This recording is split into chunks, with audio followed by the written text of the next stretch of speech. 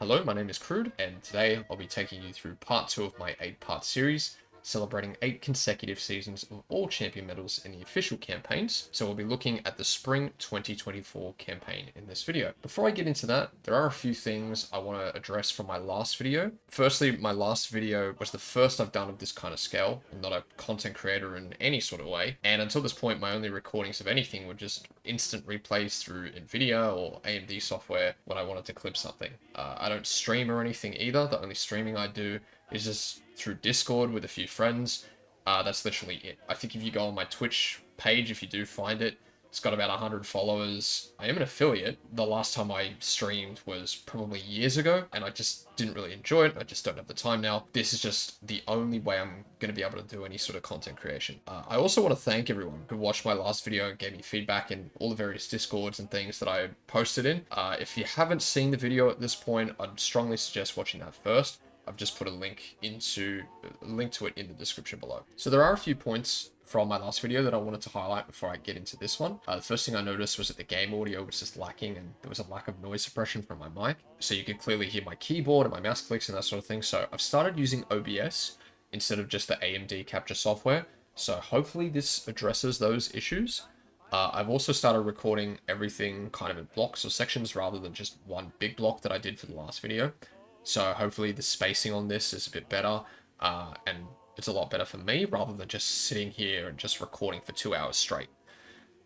You'll also notice that I started the video with doing 3 run comparisons. So I did my run against the record, and then the analysis of my run versus the record, and then track 20 kind of dropped off. I'll be doing the same thing where I'm just looking at those two. So just looking at my run versus the record and then the analysis. I don't feel like just going through my run is completely necessary, and it will cut down on some of the video time. Just one important thing as well, and I want to make it very clear that this video is not meant to be any sort of tutorial for getting champion medals. This is purely just looking at what I had to do to get the champion medals. Hopefully the analysis gives you what you need if that's what you're looking for. I would imagine that not a lot of people are going back to maps trying to get champion medals. It's either you're getting the author times or you're trying to go for something like a world record at that point. So please do not take this as a tutorial. This is purely just looking at what I had to do to get those times, and kind of just, as I said before, just celebrating getting all champ medals in 8 consecutive seasons. I did also receive a couple of comments about breaking the videos up for each season into different colors. So looking at just like the white tracks as one video, the green, the blue, etc. I thought this as well, but personally I just kind of prefer the longer style of videos. Like when I watch videos on YouTube, I like watching stuff that's, you know, longer, like hour plus if it's possible. So I just preferred to just review the seasons as a whole, have 8 long videos rather than something like 40 shorter ones. But yeah, that's pretty much everything that I wanted to cover. So the Spring 2024 season was the second season where we see the alt cars as part of the Trackmania anniversary celebrations. And we see the rally car. For me personally, this was a pretty big season. It was the first time I'd ever held a world record on an official campaign track, on any campaign in any Trackmania game. So I was really happy with that. It was only a day 1 record, but it was still quite an achievement for me. So I was very, very happy with that. I also got into the club OCD. So for those who aren't aware, OCD is basically the hunting club of all hunting clubs. Some of the best players in the game and in the world are in this club. Players like Hobbit, Maniac, Kreth, Lufuk, all of whom have actually won a campaign before. So being in an exclusive club like that is quite an achievement as well that I'm very proud of. So there are a few bits of sort of niche or interesting information that I wanted to point out in this video as well. I'll go through it once I actually get to the tracks that they relate to, but there are just some random weird things that have happened outside of the game and also inside of the game, with some interesting use of surfaces and some very interesting bugs that we'll see later on. But enough yapping, let's get into it. So starting off with 01, we just get straight into the use of the rally car in this. So last season took a couple of maps before we actually got into the snow car, but here we just see it straight away. Also did a bit of a comparison between the 2 seasons in terms of the alt car usage. The last campaign actually had 7 uses of the snow car. This one has 8. So I'm not sure if that amount of rally car and snow car in these maps kind of deterred people from wanting to play them in the future and kind of didn't want to see them in future campaigns, or just the cars themselves. I'm not particularly sure what it was, but that's something like that could definitely contribute, I would say. We'll also notice with the records, if you take a look, Eddie actually comes in second here. So in the last video, I talked about how Eddie is kind of an 01 specialist and absolutely is an elite player when it comes to 01 records. Unfortunately, he couldn't get it with this one. Kelvin has beaten him out by a very, very small margin. There was a bit of back and forth between these two going through into the campaign, and particularly this track.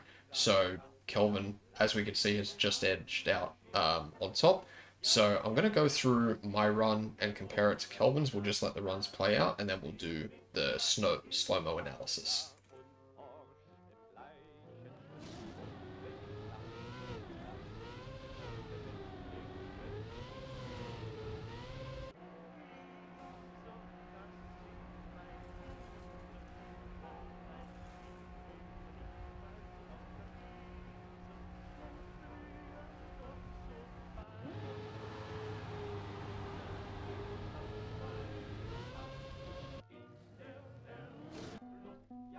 So that's the comparison between myself and Kelvin. So we'll take a look at it with a bit more of an in-depth analysis.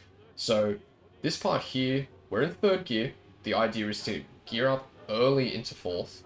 So we do a bit of wiggling, try and get onto the side as well. Make sure we can get this nose down here. Kelvin obviously gets a better nose down. The idea next is to get into the speed slides. You want thick speed slide lines, try and get as much speed as possible. The idea is to end up on the left-hand side, but I'm going for champ times here, so I'm just going in the middle, and that's fine. And you can see there's a small bit of speed difference. I don't exactly get the cleanest landing, but still do adjust. Kelvin's also on this left-hand side here, which will tilt his car lower, as you'll see, and the less you're in the air, in this particular case, the faster you'll end up being. So we go through the switch gate, and a very important part of the rally car is not to have overlapping lines, kind of like speed slide lines. So normally with the stadium car, you'll see that you want thick speed slide lines, and the faster you go, the thicker the overlap is. With the rally car, you want absolutely no skids whatsoever. You don't want any sort of speed sliding action. You just want it like this. The more grip that you can get on the track, the better. The more speed you'll maintain, because if you do start sliding, you're likely to just start losing speed. So over this, we want to obviously minimize the amount of penalty we take. I've actually got a fair bit of grip here, whereas you can see that Kelvin kind of hits it much earlier. He gets out of that. Same thing, you want a clean landing here, and you want to be as close to that sign as possible. Try and get the landing here as early as possible, and then the idea is to just keep this up in terms of not skidding or anything like that. You also got very low inputs as well. As you can see, like, I'm only really steering at about 20%. Just really, really low, just to make sure that I'm not steering too much. And then you'll see from here as well, we switch, and we're already in 5th gear. We can start speed sliding if we can, and then start making this corner. So we're obviously going to slow down, be as tight as possible, and then the idea is to kind of set up as wide as you can. Obviously I don't do that, but Kelvin does, and you can see he just makes it over the barrier on the side, and then we end up in the finish. And it's about a 4/10 difference between the two, and I get the champ medal by just over a 10th. But that's basically the map, so we'll move on to map 2. So moving on to map 2, this map in particular, I spent a fair bit of time hunting. I'm not exactly sure how long I would have spent, but definitely didn't just go for champ on this. Like, I really wanted a top 10 time at least, and was pretty happy to achieve that with the 9th place, so that was good. I especially love maps that have sort of bug slides or shortcuts, that sort of thing, so a lot of the times that I do end up hunting that end up sort of in the top 5 in later campaigns and earlier campaigns and everything, it's pretty much because there's some sort of shortcut or something like that. So it's, yeah, having a map like this in the campaign was great for that, and having it so early was pretty awesome as well, because I also do prefer to kind of hunt shorter maps like these white series, the green series, maybe some blues and that sort of thing. So this map kind of really was right up there. We'll take a look sort of at my run and then the comparison between myself and Maniac. There's only about a tenth and a half between us, and you'll see where the differences is, but we'll just take a look at the runs together first, and then we'll go through the slow-mo analysis.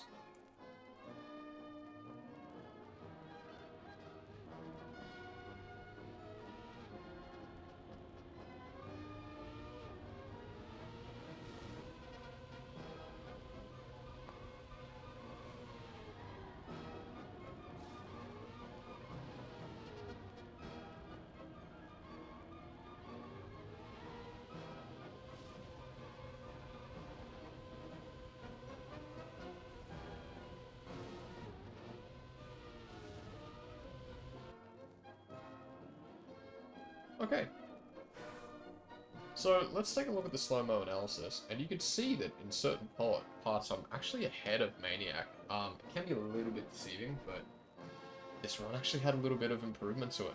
So in these early parts, we're just no sliding until we get into third gear, and then you start to do a bit of a quantum slide, gear up early, and then we're looking to take this downhill part. And the idea is that you do want to start speed sliding, gear up again, get a clean gear up, continue the speed slide to get as much speed as possible. And then you want to set up here, tilt your car a little bit to the left. Unfortunately, I didn't have as much tilt as I would have liked, and I end up a bit wide here. But it does make setting up for this part a bit easier. When I was hunting this, if you didn't get this right as well, you could always lose the gear, and losing the gear would lose you a couple of tenths. So you definitely wanted to keep the gear. We're pretty close, actually. Really, really close. You can see, like, we're just trying to go inside. This part especially is where you can drop the gear. So you don't want to oversteer too much. Like, I'm sitting at 262 speed.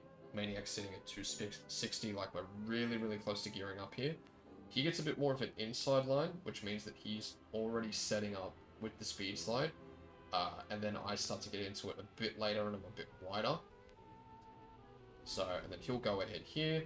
The idea is to set up, you know, adjust your steering, continue to do so, and then hit the bug slide. Ideally 2 wheels or even 1 wheel in Maniac's case. Then you want to cancel, keep the speed, keep the gear, jump over this penalty, and then speed slide into the finish. So I think the difference here as well, so we'll take a look at Maniac's run, and we'll get up to this bug slide part. So there's the adjustment that we both do, but then you'll see, when he actually bug slides, he gets the 1, but he also extends his bug slide by not putting in any inputs, and is purely just braking and accelerating at the same time. And then you'll see as well, he ends up with about 360 speed. I actually think I had about 340, so that is a big speed difference, and probably is where that extra tenth and a half maybe, you know, comes in. But yeah, that's it. That's map 2. So map 3 of this campaign is really where things kick off for me personally in terms of my ability on certain tracks, and particularly those which have water, shallow water, you know, just wet wheels in general.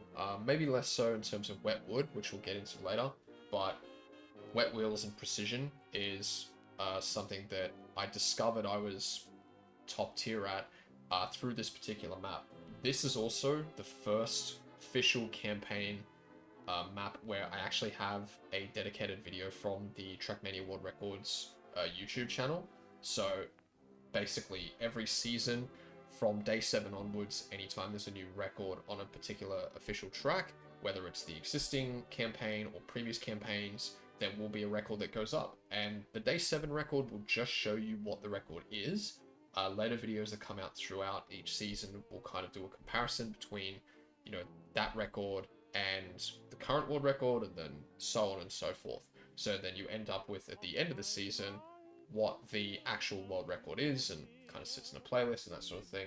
So these videos in particular, they do sit unlisted on the page. So if you find a way to actually get a copy, or like you get a you get to save the video, or you have the link to the video. It's always going to be there on YouTube. So, you know, if you ever do get a record, you can always, you know, basically just like the video, or take the link from it, save it somewhere so you can show your friends, that sort of thing. It's always going to be there. So you can say that yes, at one point you did have a world record on a map. This particular map was the only one that I got a dedicated video.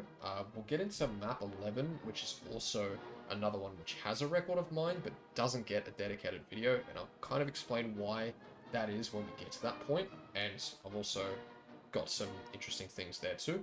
This is the video itself from the YouTube. This was the day 7 world record that I had, and it's the second world record I've ever gotten on an official track. So I was pretty proud to actually have this have its own video, and was really just it was like a goal of mine at some point to just get one of these record videos. That was my ultimate goal, and the fact that I got one, I was very, very happy with that. So we'll take a look at this run from this, and then we'll see where it kind of ended up and what happened, and I'll explain how that sort of works once we've watched the video.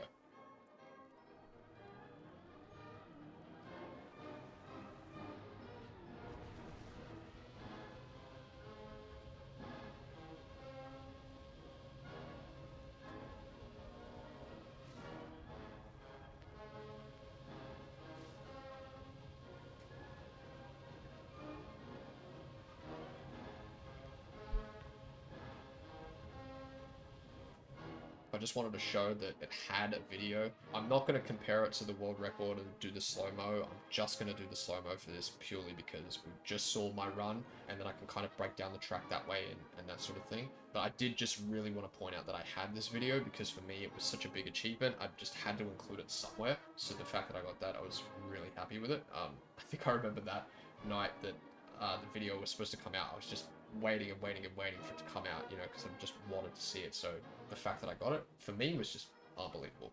I want to say a few months after this, there was a famous video from Virtual. Actually, there were 2 videos from him. One about, you know, who 92 Bob is, and that one had its own sort of things going on. But it was the video after that made things very, very interesting. If you haven't seen it, I've put a link to it in the description. It's basically about Riolu and his alt accounts and that sort of thing. So I found it really, really funny when I was kind of going through my old videos and these kinds of videos as well. And I scroll down into the comments, and look who I see. Right there. So, very, very funny. If you know, you know. Definitely check out the video, and you'll get a bit of context on that. But yeah, basically it's an alt account, but there's a lot more to it than that, so 100% recommend watching that video if you haven't already. Now, as you can see, that time actually did stay top 5. Even though it was a day 7 record, this map had some problems with it in terms of hunting. One of those problems is the inputs required to actually play this at a top level. So as you can see, all these players here, they're not keyboard players. This is not a keyboard-friendly map. I can tell you that for free. If you wanted to get a top time like this, you needed to be on a pad or controller or flight stick, wheel, and basically anything analog. You know, it just would not. You would not be able to compete if you had a keyboard. The fact that this was day 7, I never improved this, and it still stayed in the top 5, I think kind of showed like not only like how good this run was, but also how hard this map was. But also getting this record at that point, records get beaten all the time, that happens, but what it did end up showing was that precision and wet wheels and water in general, it was really a style of mine that I could excel at, and you'll see in later campaigns that I'll go through that I end up getting some really, really insane runs that have to do with precision and wet wheels and that sort of thing. Really competitive times. You know, people know Sosui, if you haven't heard of him. He is a water specialist. I like to think of myself sort of similar in that way. Less so underwater, more just shallow water, wet wheels. And I would like to put myself at least near him. You be the judge in terms of that. But we'll take a look at my run against BPzito, or BPs. whatever you want to call him, changes his name every damn season, but anyway. So we'll take a look at the analysis between the two. So, there's not much here. The point of this is just to get wet wheels. And then you'll take this booster, and as you'll see, I go a bit wide here, right? But we're sitting at about 450 speed. Now, when you start to get into high speeds like this, if you steer too much, you will start to slide. And you want full grip on this turn. So, hitting the 78% steering range, dropping it down, this is the whole idea of this. Like, I go a bit wide, but obviously BP's doesn't. But you see that I'm not really hitting that 80% mark. Because if you hit 80%, when you get to a certain point with your speed, you will start to slide. And you'll lose your speed and your run is over. So, as you're getting more and more speed, I'm just holding 76. I'm not letting it go too high. So then we do the low water bounce. And then the idea here is to stop on this booster. And you're just releasing. You're just releasing, you're letting the car ride. You're not doing anything too much. So I'm sitting on about 82% steering here. This is about as most as you can go at this speed. Like anything more, even sometimes 1 or 2 more percent steering at this point, you'll just slide out. And that's it. So it's really tough to be precise here.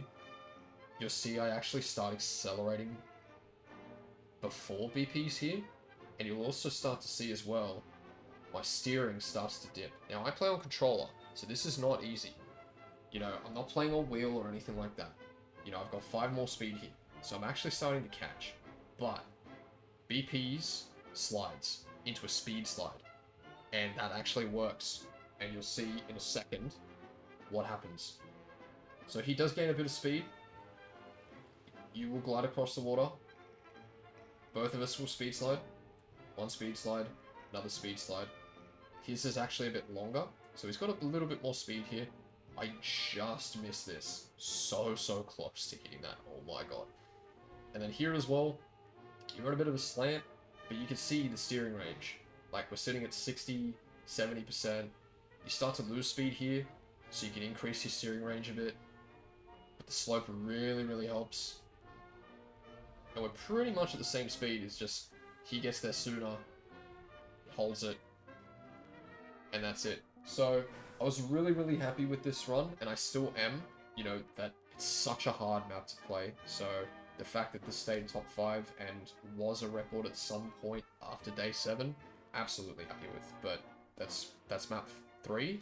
We'll move on to map 4. Pretty much you can tell what kind of map this is going to be just from looking right here and seeing the records as well. You see Sully and Sin and Zodiac in the top 3. You know what map it's going to be. It's Quantum Slide Heaven. So we'll just take a look at the runs. We'll just get right into it. We'll just take a look at the comparison, and then we'll see what needed to happen in order for you to get the champ time.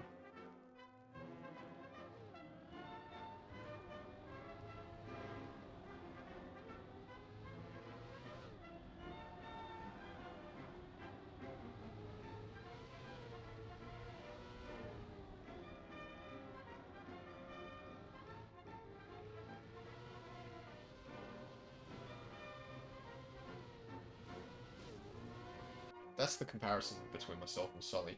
But we'll take a look at this in slow-mo. So, starting off pretty straightforward. You want to no slide here. You'll get to a certain point where, with quantum sliding in 3rd gear, you won't be able to maintain the slide, and you do have to actually turn the corner as well. But then once you get to the checkpoint, you cancel it, continue to quantum, gear up nice and smooth.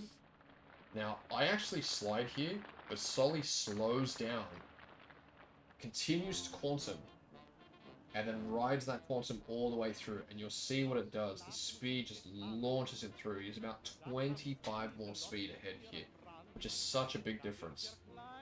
You know, and the idea is that, like, you stay on the road as much as possible, keep full grip, just no slide around this corner.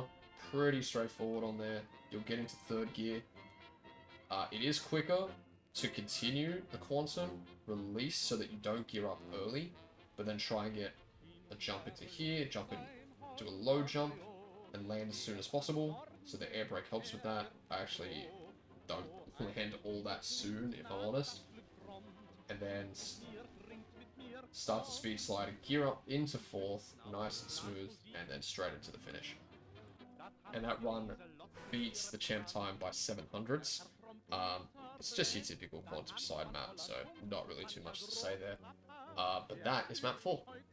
So map 5, the last map of the wide series, is just your basic plastic map, full plastic. There's not really too much to say here, but I will congratulate fellow Aussie and Red Bolt in getting the record here at beating Zodiac by only 4,000s. This one was, in my opinion, it was a little bit tricky to get the champ at the time from what I remember when I was hunting it.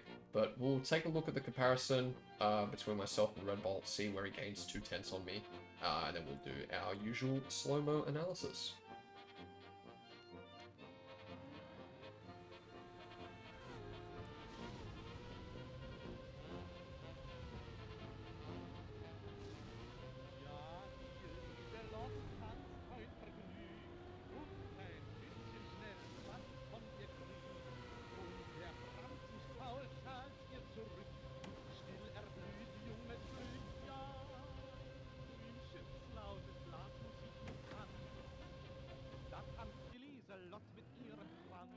So that was the comparison. So we start off with the Trackmania Turbo start, and then we want the early gear up into 5th. The idea here is to stay as close to the edges as possible.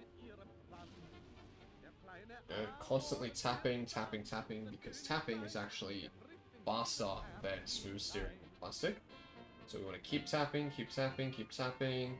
The idea here as well is to make sure that sort of smooth it out. You can see I start to slide there, but Red Bolt's not. So he's just gaining speed here. You know, you do come out of this with a bit of a speed slide as well, so you can gain a little bit extra, but my lines are actually too thick, so not exactly an optimal speed slide, but still okay for purposes of this.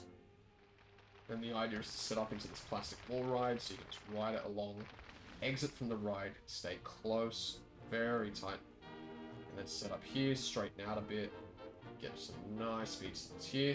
I'm going to bounce off the wall, and then get as close as possible to these checkpoints here. Very, very close, but maintaining the speed slides on plastic, and then that's the finish. There's not a too lot that I can say from my perspective on that map. I don't know if Red Bull or anyone else has any sort of experience with that they wanted to share in terms of that, but I don't have too much analysis besides that. But that's map 5 in the white series. So moving on to map 6 of the campaign, this is the first of the green series, and it's basically just a short tech map, and you can see from the records as well how little there is to improve on a map like this, but we'll take a look and we'll see my run against Darkest, who is about a 10th ahead of mine, and we'll see what it kind of takes to get the champ and the record.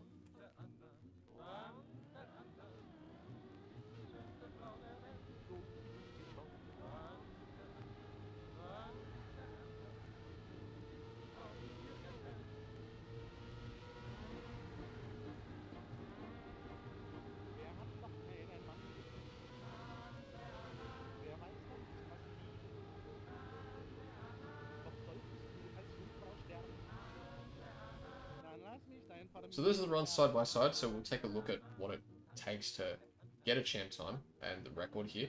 So as you'll see, this line here, very, very tight. You want to be as tight as possible. Set up wide here, so you can take this corner. Basically, just want to drift tap and get as wide as you can.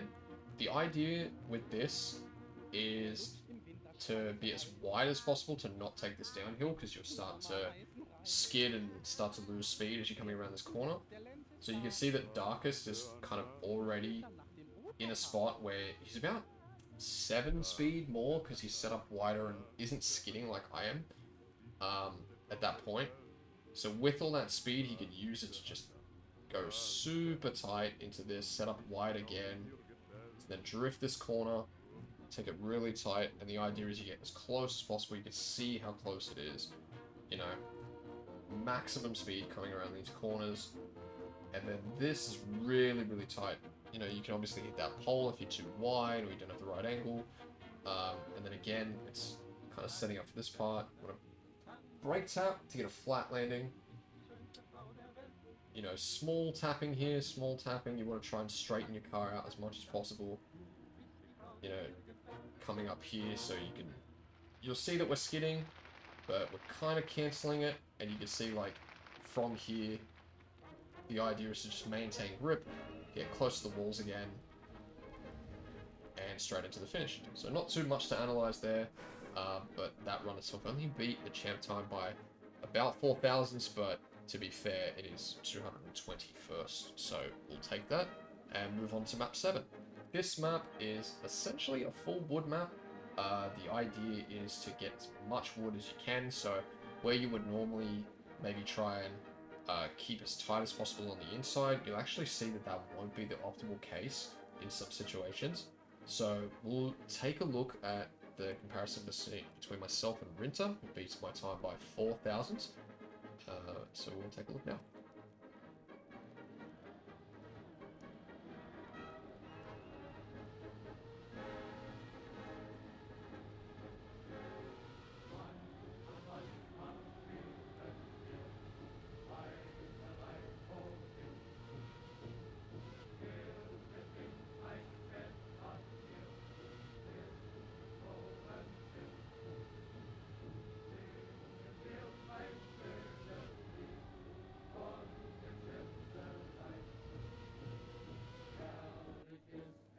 So those are the runs side by side, so we'll take a look at the slow-mo comparison.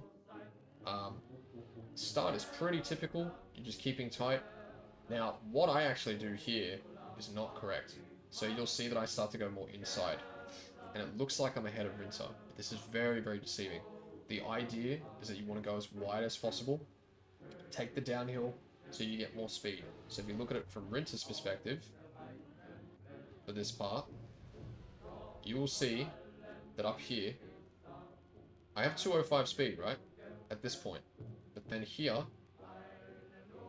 he actually starts to gain. He has more speed and a cleaner gear up. Taking wider corners, taking this, and you'll see, like, the speed gain starts to hit. It really does. So he's starting to catch up. It's small, but it's enough. And then the idea here is you want to get as least grip as possible on the penalty.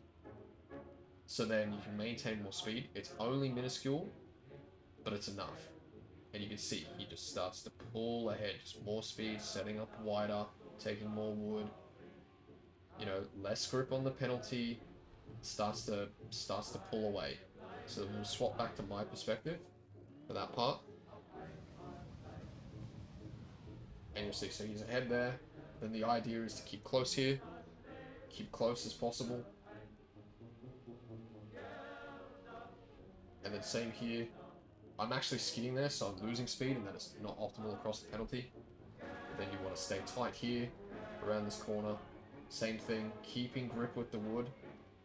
But then you also don't want to be skidding there as well. But that kind of run as well, it was enough. So it was enough to beat the champ time by just under 3 thousandths. And from that, we'll move on to map 8. So, now to Spring 2024-08.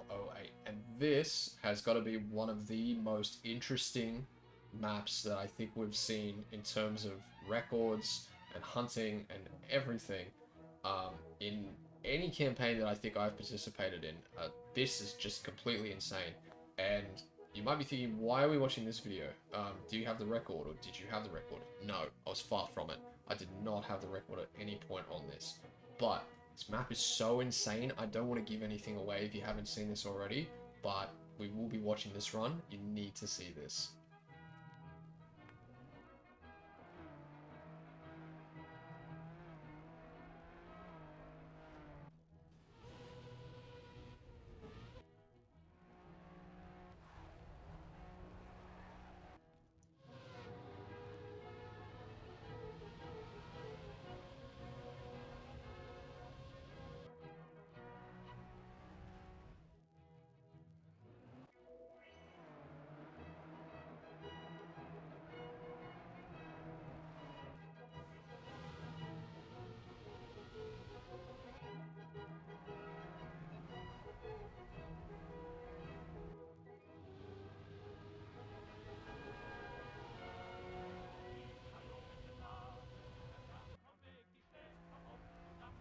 Yeah, so what was that?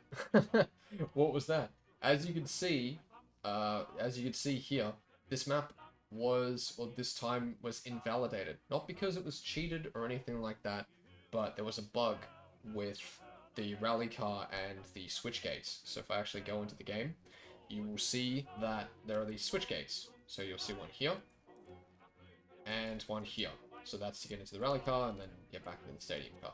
So it was discovered, not on this map originally, but on a different map, it was discovered that if you do the bug slide inputs, so brake, accelerate, and steer either left or right, as you are passing through a car switch gate with the rally car, where you're switching into the rally car, what it will do is it will basically store the input. I'm not sure exactly how it works, but you'll know if you've got this weird glitch state with the rally car where you'll just be constantly, it sounds like you're constantly skidding, but you're not. Like you'll be keeping full grip and driving how you normally do, but you just keeping this grip the whole time. So then when you come across and you go into this gate here, if you do the same inputs, your car will just fly out. It will just like the game just doesn't know what to do and it just throws you out. It's like an insane. It's almost like an Uber, but just so insane with the rally car. And the idea was that you hit the castle, this block here, and then it kept a low line. You had so much speed that you needed to basically roof hit off here, jump down and collect this checkpoint, and just go through and proceed to finish the rest of the map. But you had way too much speed, so you had to release and everything. But it saved about 1.2 seconds. So I think that time was a 24.808. This bug was patched halfway through the season, so it was no longer possible. What ended up happening as well were all the old records, I believe it was the top 50, during that part of the update where they fixed the patch. Nadeo just removed all those times, so it didn't actually matter if you had a legitimate time in the top 50, your time was just removed. So it wasn't really a proper purge, you know, in that case. Like, they didn't just look through and look at the proper records and just delete the ones that no longer applied with this bug. No, they just deleted the top 50, and it was like, cool, you've got a month and a half to set them without the bug. So that's basically what happened. So I'm going to take a look at my run from there, and we'll compare that to Maniac, who ended up getting the record. Keep in mind as well, the champion times were set before the discovery of that bug. It might have been very, very different if the bug was discovered during that first week. We might have had a completely different story with the champion medal, so I don't know what would have happened, but it was found afterwards, so it didn't matter in terms of the champion times. So let's take a look at the runs. So as we've kind of discussed before with the rally car, the idea is to keep grip, make sure that you don't, have these like overlapping skids or whatever. And then with this particular map, the idea is to just do a low jump, speed slide, jump out of it. Keep as much speed as you can here. And this part really just sort of made or break the map. The idea was like you wanted to jump over with a good angle. Obviously, I don't get it that good. I'm actually skidding here at this point. But Maniac has got it perfectly clean and set up really, really wide. You have too much speed for this point, so you do have to slow down. So, a bit of accelerating, but you can see here, like, Maniac is maintaining speed. I am speed sliding, which does not gain you that speed with the rally car. Then the idea here as well. Keep your speed slides, maintain grip.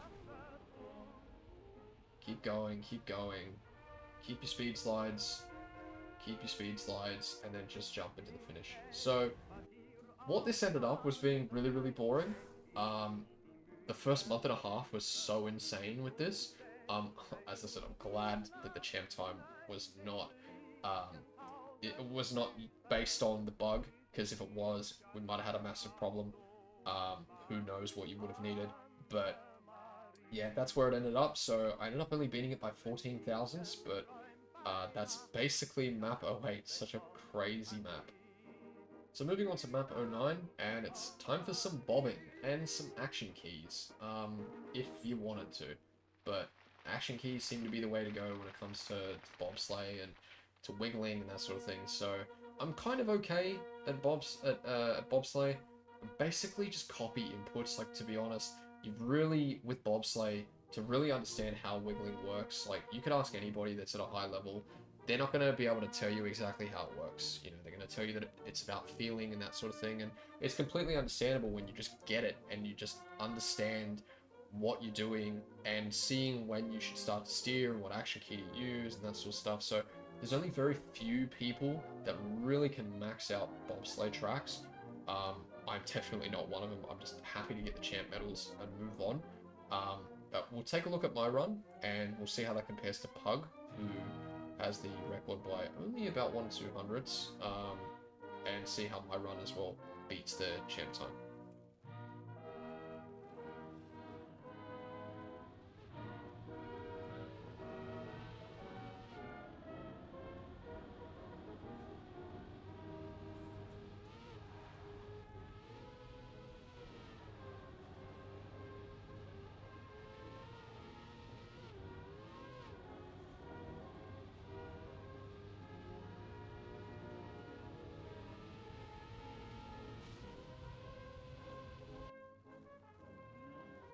Okay, so let's have a look at the slow-mo comparison. Take a look. So as you can see, right off the rip here, the idea is to start your wiggles.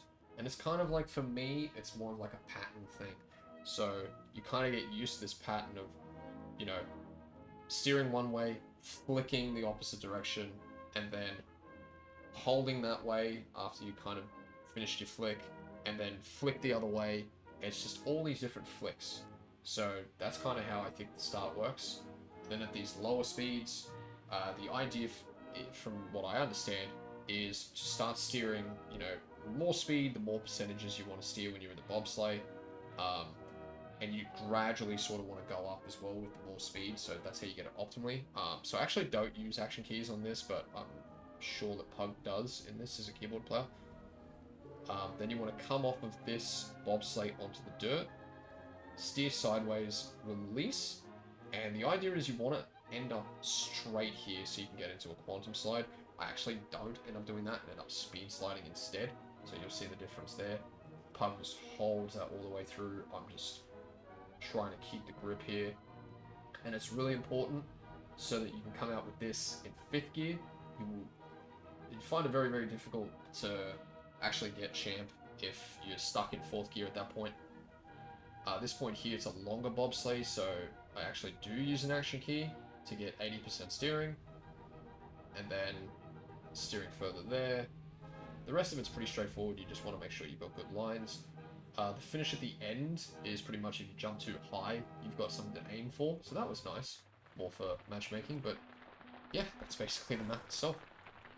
And we're going to move on to the final map of the Green Series, map 10.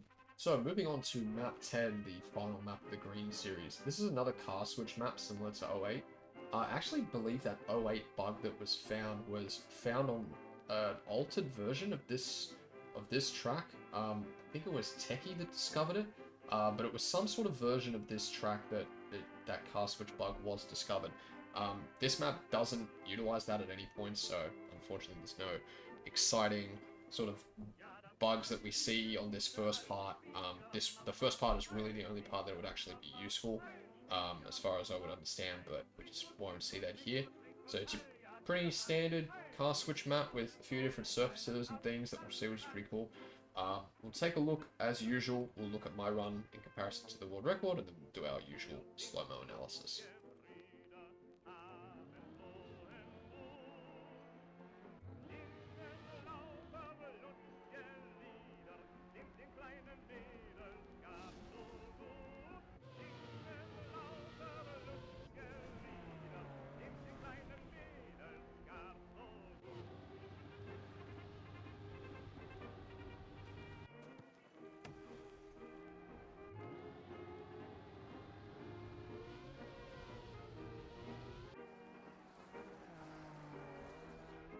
So now we'll take a look at the comparison between the two. So it was discovered that going right was actually faster than going left. Take the rally car, take the stadium car.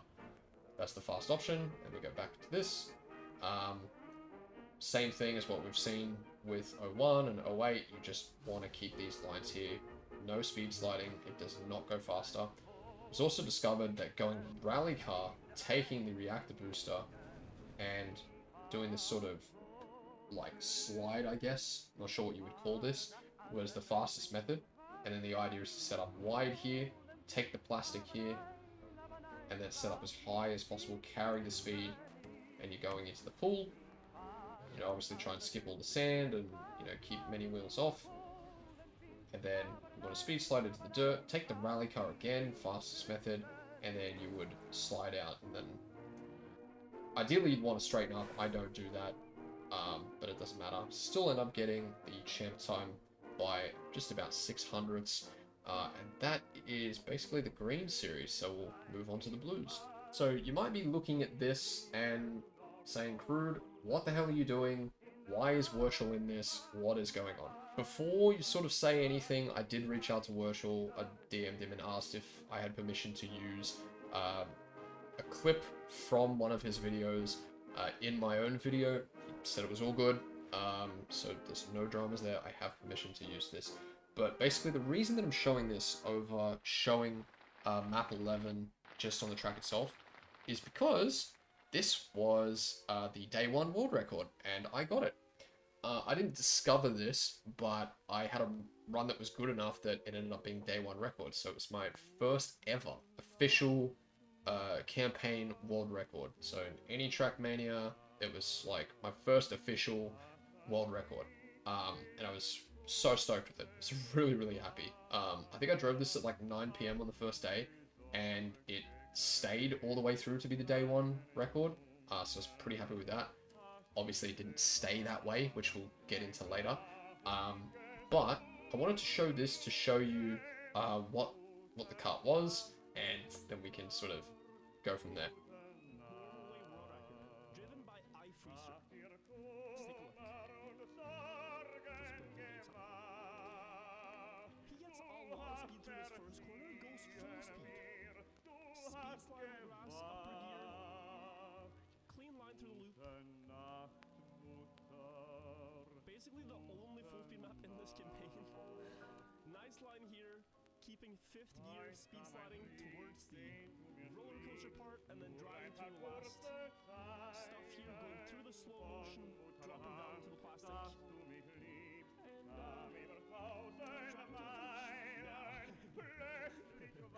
I am sorry to say, if you guys enjoyed playing this map, because Crude here beat that time by over 1.2 seconds. Let's take a look.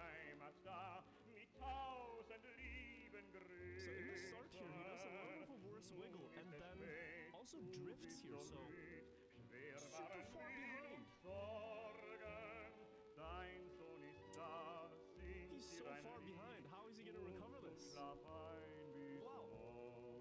You see, there happens to be a slow motion block in the ending and a bit of a gap between this checkpoint and the next, so he can jump out of the quarter pipe, fly with the reactor, and get into this checkpoint directly, landing and driving into the finish. So that already looks pretty cool, but the shortcut has to be done in camera 3.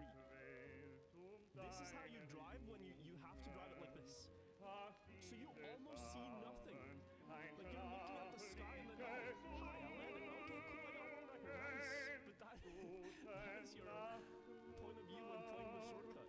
So yeah, Virtual basically explains it like absolutely to a T. Yeah, you really cannot see what is happening because you are forced into Cam 3 on that cut. But it was just so insane. I was like, oh, when I saw this, when I saw someone had done it, I was like, oh, okay, I can do this, cool. And I noticed that, you know, they're accelerating and they're braking and stuff in the cut, and I'm like, nah, surely you just full send this shit. And there you go. Ended up doing it, trying it, got it, and as we'll see in a second, yeah, it does not stay that way. And we'll still do the usual comparison, but I just wanted to show that just because, you know, it's there in a virtual video, and I was pretty happy with that. And was also the thumbnail as well. If you actually go into the video itself, that car that's in the sky, that's me. So I thought that was cool too. So I thought I'd throw that into this one. It was beaten pretty quickly after that video. That time, as you can see, is a 33.628. That's my day one time. I never went back to this track. I got the record. I was happy with that. I thought, holy shit, this reactor cut is way too much for me. I'm not going to try and push this any further, but you can see the difference is massive. It's, you know, over a second. You got 1.3 seconds difference between myself and Blood. So we'll take a look at the differences between what day 1 looks like and what day 90 looks like. So this first part here, the idea is that, well, what I do isn't exactly optimal, and you can see that Blood actually sets up wide, has more speed, and just carries that all the way through. And then the wiggling is just basically speed sliding on the grass. This is all pretty much the same. Blood's just keeping really, really tight lines here. But here is where you'll see the major differences in the cut itself. So the line is pretty much the same, and you still can't see anything, mind you. But you're like, what the hell is that? He is so far gone. And there's your 1.3 seconds. But what exactly does Blood do here? So we'll have a look. So we get to this point, and let's switch the camera on this. At this point, I've actually swapped over to the YouTube video just because the camera just wasn't working properly the way I wanted to. But you'll see here, this is where the start of the shortcut happens, right? And up to this point, it's pretty similar, just better driving lines. But if I put this into slow motion, and we'll take a look, you can see that the car hits the plastic sideways so that he gets absolutely launched off to the side. And the speed that you have here is like 650, 640, which is just so insane. Like, it's way more speed than the way that I'd done it. That's just basically where that ended up. And I'm not sure when this was driven, but it did beat the record at the time by about 2/10, close to 3/10. And then it just stayed that way. So that's basically map 11. Crazy, crazy map. So moving on to map 12, we actually start to see what the Deo starts liking to do, and that's putting reactors with penalty. In later campaigns, you'll see how interesting that gets as well. But we'll take a look at this. I ended up with a sub 40, which I was pretty happy with, and that gets the champ time by 67 thousandths, and about 8/10 behind record. So we'll take a look at my run and see how that compares to Insanity.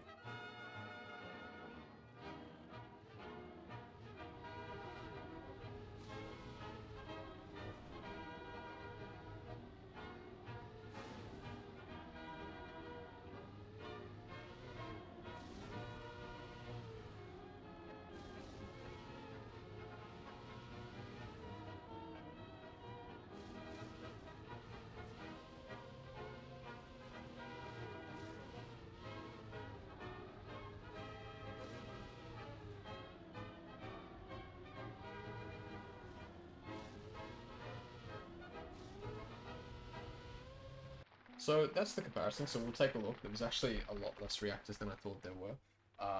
But you will see, as I said later on, that they start to really take a liking to plastic and penalty, especially in this campaign as well. We will see it later. So starting off with just no sliding, early 4th gear speed slide, and then the idea here is get the reactor, stay close as possible. Yeah, keep grip with the penalty. You want to make sure that you're not oversteering or anything like that on some of these parts. But then your quantum sliding through here, all the way through. You do end up with slightly too much speed, and a tighter line kind of helps there. But, you know, you're boosting, speed sliding, and then hitting penalty, so gears are a bit weird. Like, you want to avoid the gear up here, because you end up gearing down and then gearing down again. And then the idea is you want to speed slide again. I missed the speed slide and end up basically like too low. Whereas you'll see that Insanity just kind of hits the top of the hill and just maintains grip the whole way through. And his wider so sets him up a bit better. Copping less penalty as well. Get a clean gear up here. And then a gear down. And then you're basically just like two-wheeling on that part to try and get as less amount of penalty as possible. And then same here again. You've got this weird, awkward gear that you want to try and get before this penalty. But my run is good enough at this point that, this doesn't matter that I'm sliding. It is a bit awkward, but you end up in 5th, so you just speed slide the whole way through. and that's basically the map. A very awkward map to drive, very awkward. It's about like avoiding gears and getting gears at certain points. It's very, very weird. That's map 12, so we'll move on to 13. So map 13 is another rally map. And this one I actually really enjoyed hunting. I could have just taken the champ and moved on, but I really wanted to see what I could do on this one and ended up with the top 10 times, so I was pretty happy with that. Not too far off the record either, only about 3/10, so overall I think it ends up being a pretty good run. We'll take a look at this one, and we'll see how it compares to BP's again.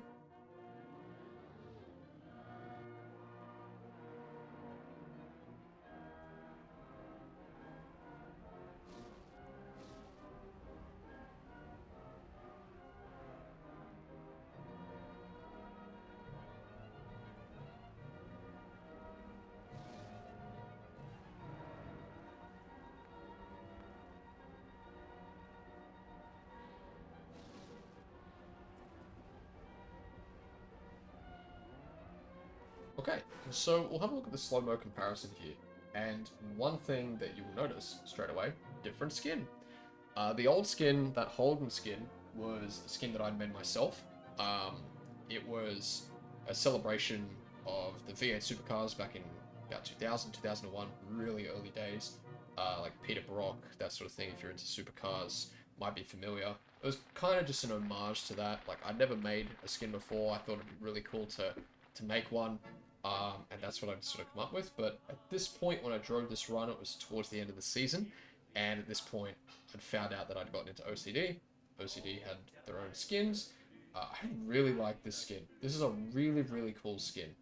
Some of the skins that the club has come out with has been absolutely insane. But I absolutely love this one. This was my favorite one at the time. So you might see some other runs that have this skin. I'm not sure at this point, to be honest, but later seasons I will continue to use the OCD skins, so you'll see those later, but that's basically why you'll see that. So anyway, moving on, rally on wood, pretty straightforward, don't oversteer, keep grip, stay tight. This part you have too much speed, so you do need to brake, and I do a little bit of a release as well, and same thing, it's just, you don't want to have too much speed, you don't want to oversteer because you will start to skid. The idea is to stay as close as you can to the wall, and then this downhill part as well, very minimal steering, be on an angle so that you can keep grip on the road. And then here as well, you'll see that you do have a lot of speed. Both me and VPs, we start to lift a bit. I actually lift a little bit more with my tires. And then this part here, it was discovered that you could kind of bounce off the snow, and you'll see that the car doesn't have grip on the snow. Grip on snow, bad. You don't want to be on snow if you can avoid it. So the idea is to stay sideways, exit out so that you're straight on this, and look at all the speed that you've got. You've got so much speed. This amount of speed was not intended, but same thing. You want to stay close to the walls, keep your grip. Stay close here as well. Skidding on just the back wheels in this part is fine. And the reason for that is that the back wheels give you more grip and you don't lose any speed. So you will see on certain rally maps and things, people will brake tap. And that's not to gain extra speed, but it's to get more grip. And then that way, if you keep that back wheel sliding, those two wheels, you'll see that you can get around corners a lot better and that sort of thing. This is purely just a speed thing, so you don't lose anything here with the back wheel skidding, but it is something to note. That you do have so much speed that you actually have to release. I probably release a little bit too much. I can get away with a bit more. That might have been the difference between 10th and 9th, who knows. But I just wanted to play it safe. I thought it was a great run and would have made top 10 easily, so I even beat the champ by 6.5 tenths. So, massive run, but yeah, that's map 13. So we'll move on to 14. So map 14, and you're seeing that there's shallow water, and you're thinking, oh, it's a crude map, shallow water. No, this is an ice map. If you couldn't tell from the top 5, 100% an ice map. Ice is one of my better surfaces. It does kind of take me a while to get into, but I understand the surface, and some of my best times in campaigns have been on ice maps. Although I'm not really an ice player, I seem to be okay at it. So we'll take a look at this run, and see how that compares to Galenium, who has the record and is about 3.5 tenths faster. So we'll take a look.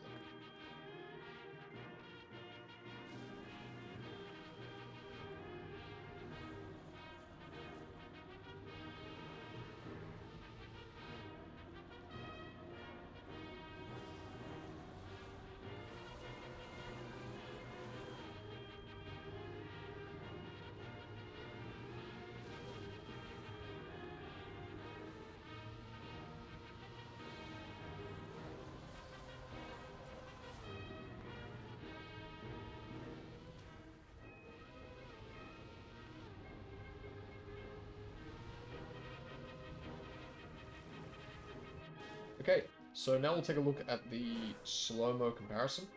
So, pretty straightforward, low jump. You want to do your ice speed slides. So this kind of angle here, as we'll see, that's kind of what you're looking for with getting optimal speed. You don't want to be sort of fully like 90 degrees or anything. Like this is more of a, you know, the last probably 2 years, I want to say, with the latest ice patch. This is just a thing that was better than the older ice physics that we had. And then the idea is to get your grip, get into fourth. Pretty similar thing. This one you do need a bit of an angle. And then the idea is to use the water to actually come out of the speed slide. Typically, you will see that sometimes with with ice maps, is that they'll have a bit of shallow water, and it just helps you to like come out of the slide faster. So using that, and then obviously trying not to oversteer here, so that you don't, you know, skid out or anything like that is pretty important. So we've got a lot of speed coming into this. So we've got a 5th gear ice slide, same thing. I actually end up losing the gear here, and if I take a look, see if Galenium actually keeps it at this point. No, he does not. So you do end up losing the gear.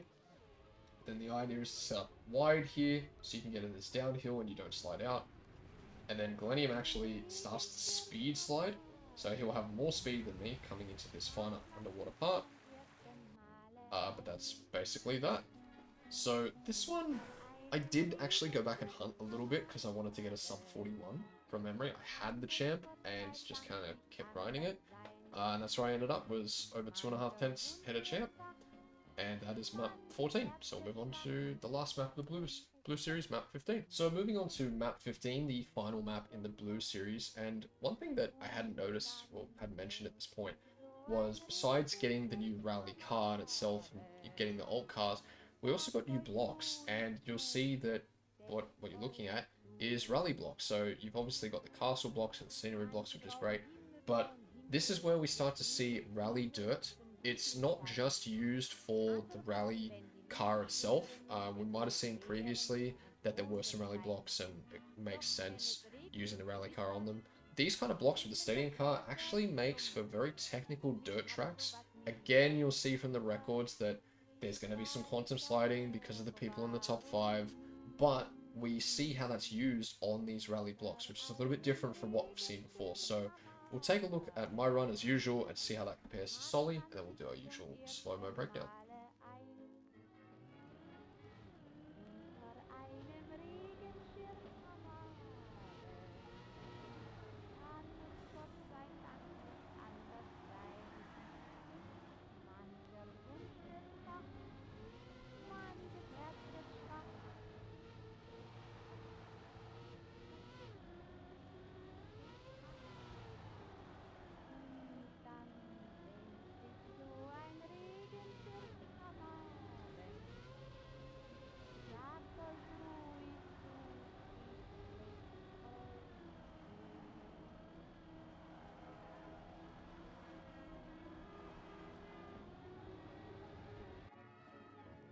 As you can see from that run, I hit the wall and still got champ. And the difference as well being almost a full second. Yeah, it's very interesting that this ended up getting champ. I think the champ time was really easy in that first week. I'm not sure why that is, but anyway, we'll take a look. So first idea is to set up as wide as possible, get into your quantum slide. As you can see, Solly kind of like wiggles there. But the idea is that you want to go really inside, and I completely missed that. Have too much speed, hit the wall. Not the worst thing, because you do need to set up and go slower here. So I'm only about 10 speed down, so it's not actually the worst thing. But then the idea is that you want to snap back into the quantum slide, drop down, avoid gearing up. At this point, quantum slide. I actually end up cancelling the slide for some reason, but you ideally just want to hold it all the way through. But then, you know, obviously I do get it back. Set up for this turn, quantum again. The idea is to keep it, but I lose it and go a bit wide. And then same thing, you're wiggling to try and get as much speed as possible. Setting up wide to make this turn a little bit easier, and setting up wide again. I do go probably too wide here, but then this exit part is quite nice. Just trying to stay up high. Same thing here as well. The idea if you're too low, you don't have as good a skid mark, so you're losing speed, but then get out of it into the speed slide, and that is map 15, the final map of the blue series. So on to the red series with map 16. So moving on to map 16, the first of the red maps. And this is a really, really interesting map. It's Reactor Stadium, and there's a bunch of different blocks placed sort of, you know, in different parts that kind of make things a bit interesting, and then there's some very, very wicked things that we're going to see. Let's take a look at the comparison between myself and the record first. You can see that the champion medal I've beaten by nearly 4/10, and then the record is almost a second on me. So let's have a look at the comparison, and we'll see the differences.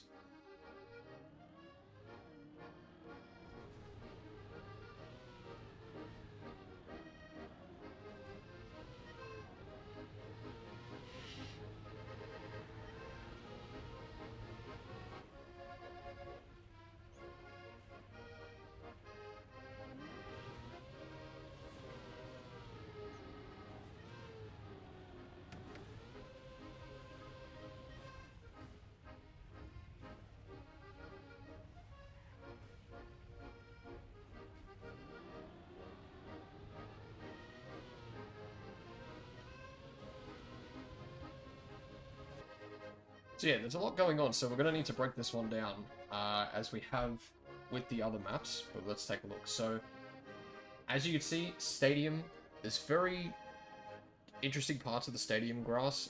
In certain parts you will lose speed, but in this, it's just pretty much like regular grass, not too much different. So, here is where it begins, the interesting parts of the map. So, this whole map is a Reactor Stadium grass map.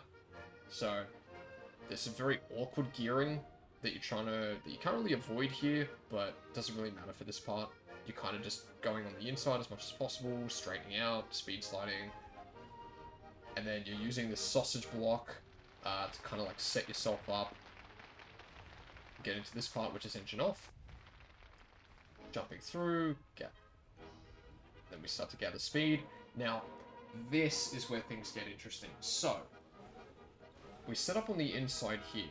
Now, the way that you would normally drive this is you would sort of go onto the left side and go sort of inside, and then you would take the ring that you see to the left, and you would just carry that the whole way through. However, if you do this flip that you do, which is quite difficult to do in itself, Turtle absolutely gets a massive amount of speed from it, but it does carry so much more than what you're supposed to have. So you just get like way more speed. Like let's have a look at this point. How much he actually gets. So he gets it super high. He's getting all that reactor up, and it's about 480 speed. And then you've got all this engine off that's all the way through. And you kind of end up slowing down for this anyway. But if you look at it from my perspective,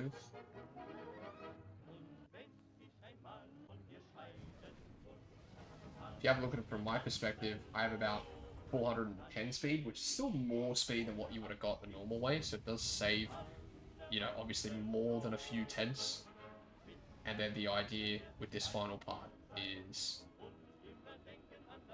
to get the clean gear here. You cannot keep fifth. And then it's pretty much just speed sliding and going all the way into the finish. And that's map 16. Super, super interesting map. It's kind of like a prelude to what we'll see in later maps when it comes to reactors and grass. We'll take a look at that when we get to it. So, map 17. This is pretty much just a technical rally map, bit of mix of some dirt. We'll see some penalty, and we'll see all sorts of different blocks, and we'll see kind of what the rally car is supposed to do. The AT is pretty forgiving on this one, but then the champ itself, you know, I've been in by almost 2.5 tenths, but there's still a lot to be gained between myself and the record, and it's you could tell with the time split and the positioning, like being 53rd, a full second behind the world record. It's definitely a hard map. We'll have a look at the comparison and we'll see where there's a second difference.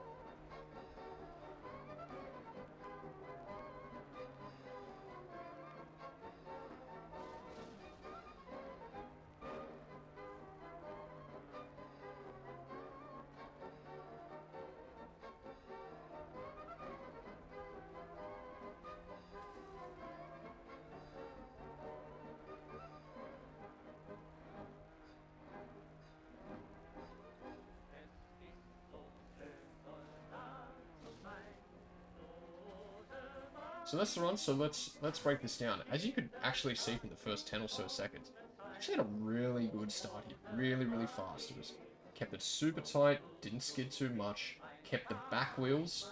So as I mentioned before, having the back wheels skidding here just means that you keep the grip and don't lose any speed. But you can see I'm actually ahead of Sander here, but that's obviously not going to last very long. I start to sort of skid here, lose a bit of speed, so Sander will catch up. And then this hill, you never have enough speed to actually jump over it cleanly, so you do need to take sort of the bump. But you'll see where it's very primitive for myself, that I'm not really used to the rally car and how it kind of handles.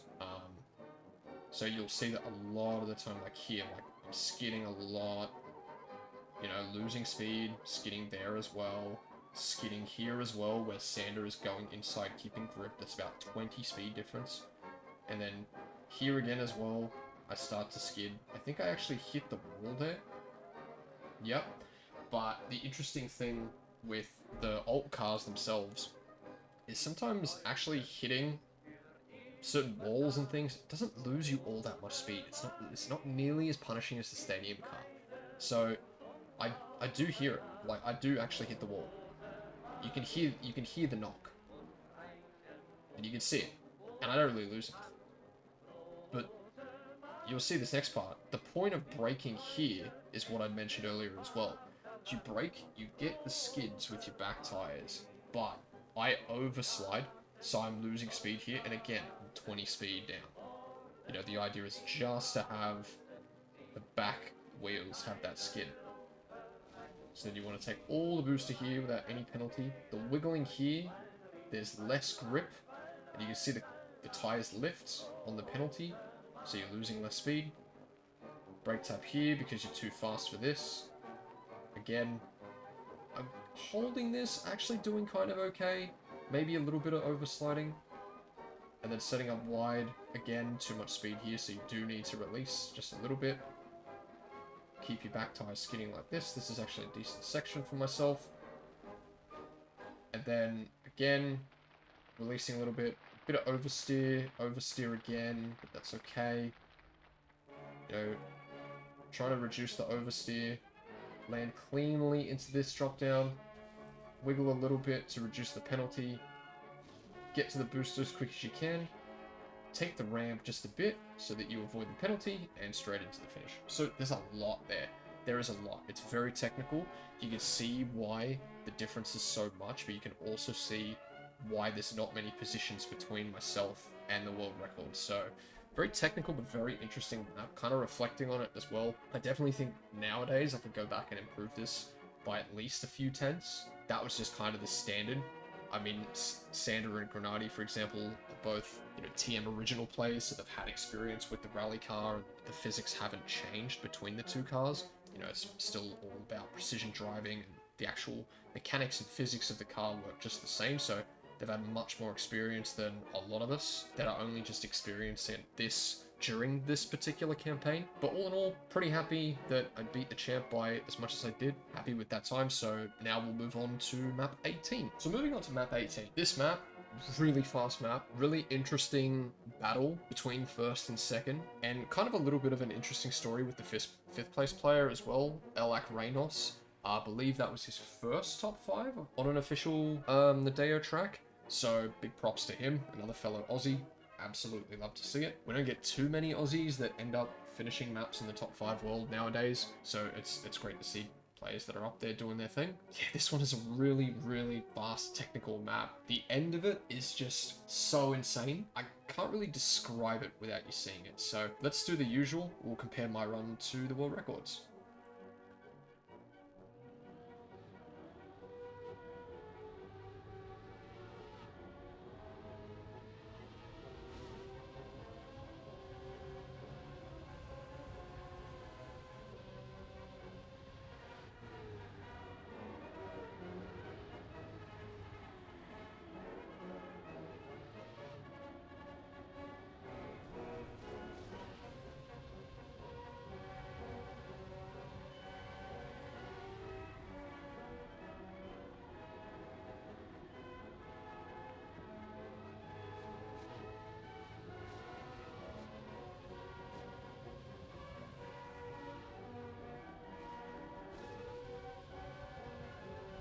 So much to take a look at with this one, so let's just get right into it. So inside start, want to head a little bit wide here so you can go as inside as possible, and then go inside as possible here.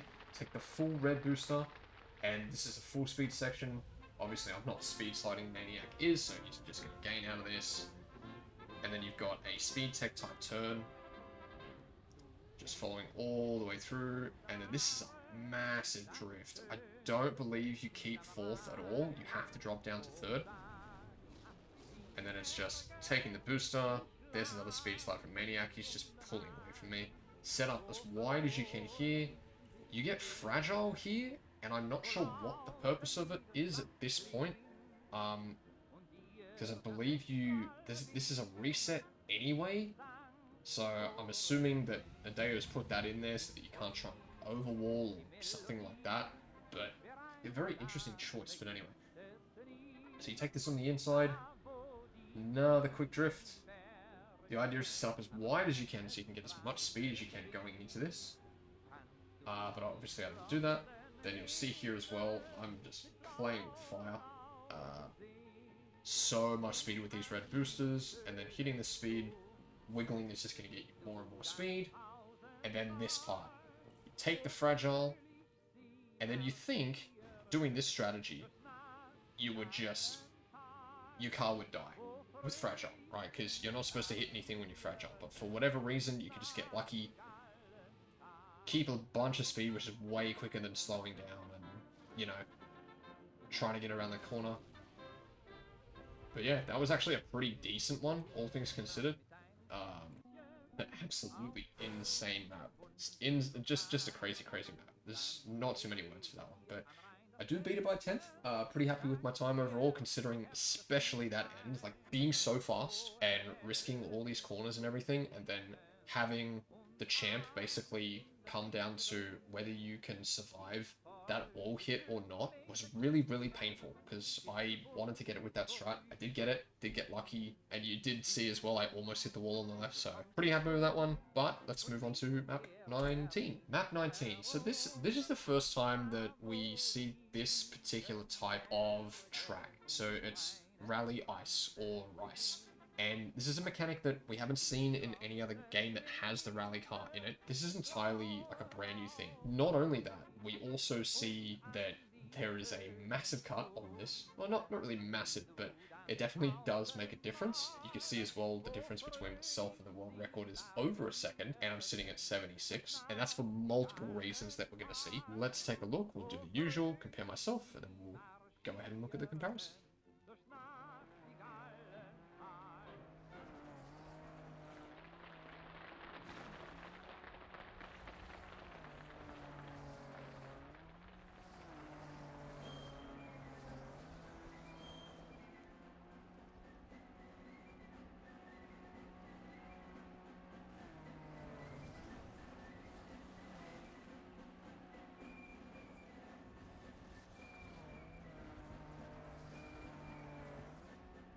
Let's talk about it.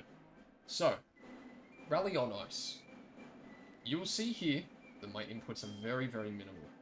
Now, the idea is that when you're sliding on ice, you will lose speed the more that you slide.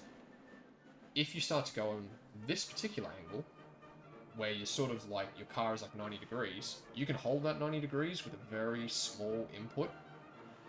This is actually like a little bit less, because you're kind of like sliding, but then you're also kind of straightening up, as you'll see. But the other thing as well to note, these inputs here, very, very minimal. Because of the sliding, if you're just straight on ice, if you start to, like, you'll hear the skidding. If you start to skid, you'll lose speed. So you can make very tiny movements, but you're talking like 10% steering. The more, like, it's one of those things where the more speed you have, the less percentage of steering you want to have as well, when you're kind of going in straight. And then there's this as well. So, you know, around the 40% steering range. And you can see as well, like, again, like, I'm not oversteering here. It's very tiny. Very, very tiny movements that we've got. But then you've got so much speed with this that you've got to come out of the bobsleigh and set up like that first time that we saw. Exit out, keep straight, go again. The idea is you should really be tapping, but it depends, because you can overslide as well. So you got to be really tricky with that. And then obviously, like, you want to, when you exit as well, you don't want to be sliding, because again, you're going to be losing speed. So it's very, very tricky. Then there's this particular part. So we set up sideways, and the idea is to get the least possible grip on the snow, and then you want to steer slightly more than 90 degrees so you can get a reactor up, and that's to take this cut here. So you bounce off here, go in between the trees. I actually hit the tip of that tree, get a bit of a zoop, and then you have so much speed, because this wasn't intended. You have so much speed here. You have to jump up to the top of the bobsleigh, come out of it in this little slide, and then hold it and exit out. But obviously, getting each of those things better and better, that's what makes up the difference there. Just getting the zoot better. You can come out with way more speed than what I got, which is what Dara had. I only beat the champ by 1.5 tenths, and I'm pretty sure that champ run, or that time, can just be beaten the normal way, without the cut. Overall, that cut was the thing that saved me, and I did want the champ with that time, but it's just such a stupid map. So crazy, the whole thing. But a very quick red map as well, like 30 seconds for a red map, really, really quick. But it's the first time that we do see Rice. Unfortunately, we see it in such a wild way. It just feels so uncalculated and everything. Like, these times are like 5 seconds ahead of author time. So it's kind of like a throwback to when ice was first a thing and world records were somewhere near like 10 seconds ahead of author times, and this is like going back before the champ times came out. It's sort of like that in a way, not nearly as big of a gap, but it is a little bit of a throwback to that, so it's kind of funny in that way. But that's map 19, and we'll move on to the final map of the Red Series, map 20. So map 20 is another really crazy one. It's the first time that we see wet wood, and it's its own mechanic in itself, because water is only present in this way in TM 2020. Water physics work completely differently in the older games. We've not really seen it combined with wood in this game until now, obviously because wood came out in the previous season. This is the first time that we're seeing it this way. We're going to take a look at this. I tell you what, this was a really difficult map for me. really, really difficult to get this champ time, but the record is so much further. Like Elcon, I'm pretty sure held the record from day 1 and never lost it. Like this time I think was day 8 from memory. People got close. Like at one point he was over a second ahead of second place. Like he was so far ahead. And people have obviously learnt the style and brought it down a bit, but the fact that this is still this gap of 0.2 from day 8 to the end of the campaign almost 3 months later, unbelievable. But because of how hard it is, I'm 75th and I'm a second and a half behind Elcon and still beat champ by a 10th. Yeah, it's kind of a wild one. Not an easy one for sure, just because of the gap. Let's just have a look at it. We'll take a look at the comparison as we do.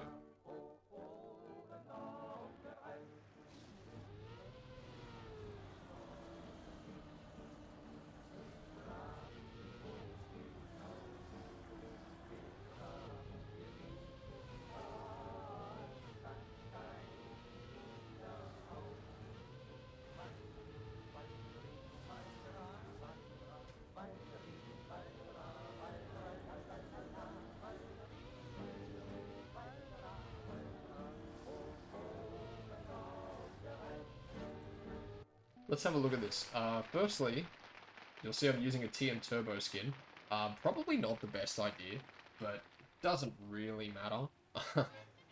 So you'll see what Elcon does, and I've tried to do this and get a run on it. I just could not get it to work, but Elcon basically has like the grip here and hits the fence and just absolutely speeds away.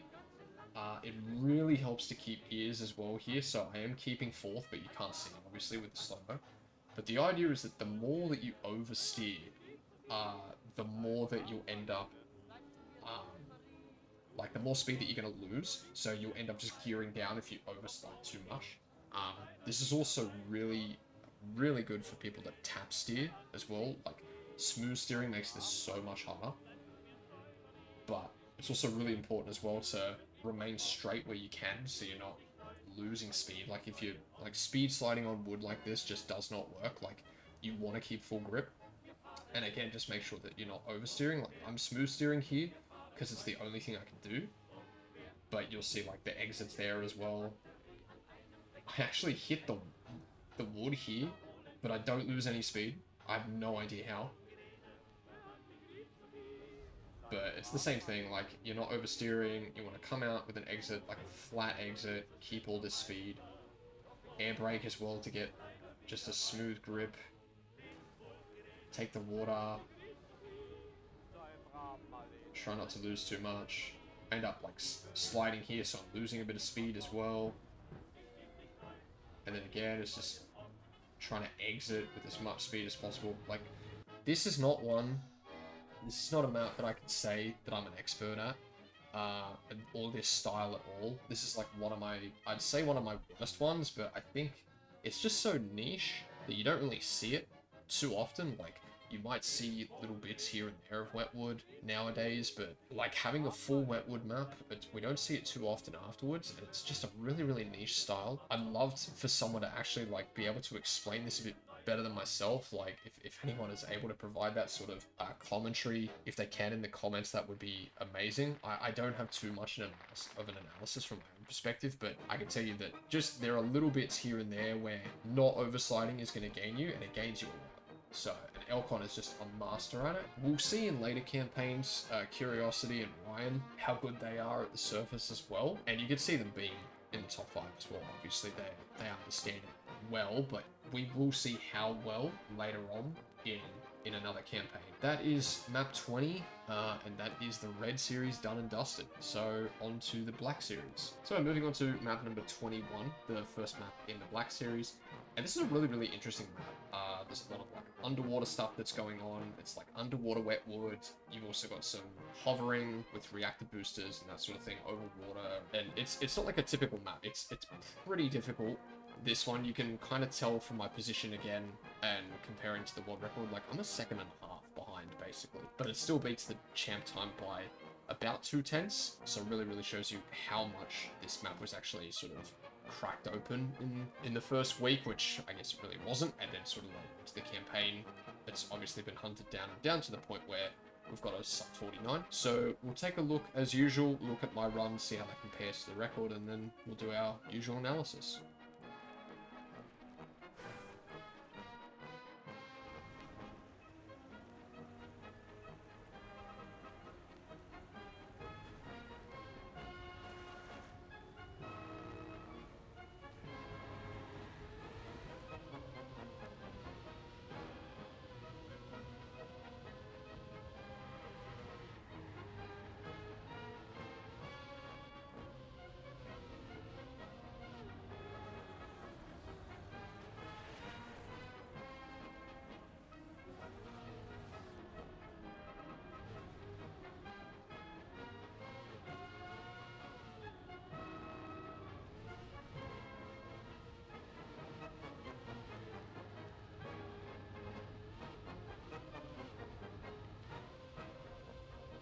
So that's the map.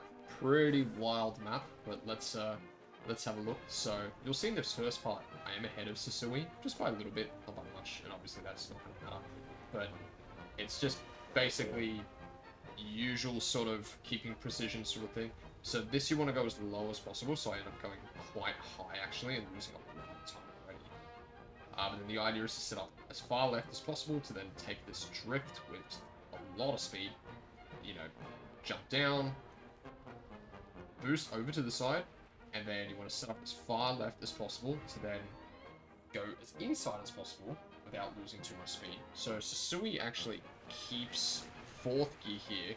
I think I drop down to 3rd and then go back into 4th. And like he's tapping the whole time. I'm kind of smooth steering here. And then you kind of want to straighten out, keep 4th with a lot of speed. I obviously don't do that, and I take a wide angle. I don't have as much speed here. So I think Sasui has about 417 speed. You can see I have 410. So a little bit less here. And then again, you come out of this and basically get into a drift. And then you want to end up on this left side here to make contact with the most shallow part of the pool to have as much speed as you can just to get into the finish. So really wild map. Like there's so much that's going on, and it really is just maximizing your, like the wet wood part is a crucial part. How much speed you get out of it and everything will set you up. There's not too much in terms of like speed that really differs in the later parts from the strategies that I do compared to Sasui. The start definitely makes a fair bit of a difference as well. Like I definitely lose like some big time there. Yeah, that wet wood part I think is the most crucial part on that map. Overall, just completely different and just so unique. We don't really see anything else like it really in like any other campaign. We don't see this type of like underwater type water map. That's basically 21. So now we'll move on to the next map, 22. So map 22. This is more of like a grass sort of mixed map. Mostly grass, but then some teching and some plastic wall rides and stuff. Pretty tricky parts. There's not a lot in terms of time between myself and the record. The record that you see there from Silent Rain was driven after the campaign had completed. I think this was actually beaten in the last couple of months from memory. My time only barely beats the champ, and yeah, it's there's really just not a lot between us. Like there's about half a tenth.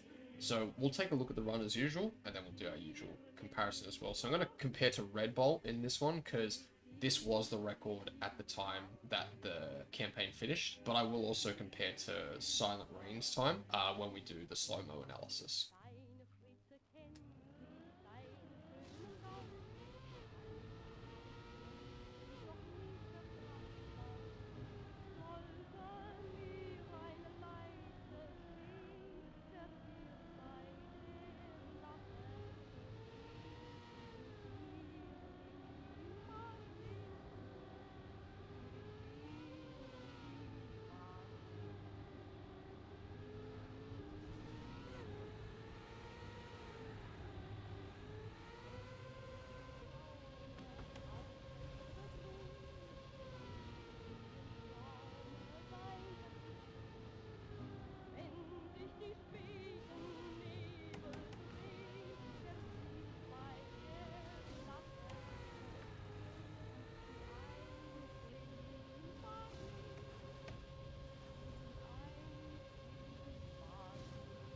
Let's take a look at the slow-mo analysis on this one, and you can see throughout that entire there really wasn't much difference between myself and the record.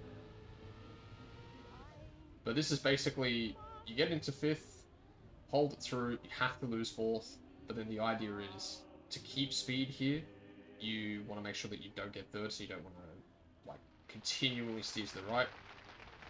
Then you cut across a little bit of the penalty here, try and get some fixed speed slides to maximize your speed when you're coming out of the exit. Drop down, do an air brake to kind of flatten out the car when you're coming down. Again, take some of the penalty here, and then just try and go inside. And then the next part, this is like sort of really weird to aim, but the idea is you want to go inside, get a smooth transition. You can kind of see like a bonk off the wall, so it's not exactly optimal, but it is pretty decent. You know, we do our usual grass speed slides, and then the idea here is you want to go as high up as possible on this wall, drop down. It's really awkward as well, really easy to clip that particular section, but then this, especially as a Cam 1 player, is so weird trying to get into this wall ride, but it works out. And then you get like a bit of a weird gear here. Then the idea is to speed slide as you can, try and get it smooth. I obviously stuff it up a little bit, but not too big of a deal. And then try and get into the speed slide again, which I'm doing, but that's still okay. I've got a lot of speed. Smooth into the wall ride, thick speed slides all the way through and into the finish. So not too much going on there, which is probably why you don't see too much of a difference between myself and the record, but that one only gets the champ time by 17 thousandths, but that's map 22. And on to the next map, 23. So moving on to map 23, and this map is a really interesting one. It's sort of a mix between stadium and rally car, which we will see. It's not immediately apparent from the start. Like, just looking here, it's like, where could you possibly go? Like, what could you do, you know? It's not immediately apparent, so on discovery, it's a bit weird. But the map itself is quite interesting. We'll take a look at the comparison between myself and the record as usual. So this one I only beat the time by 200ths, the champ time. The record is about 7/10 ahead, so let's take a look at the runs.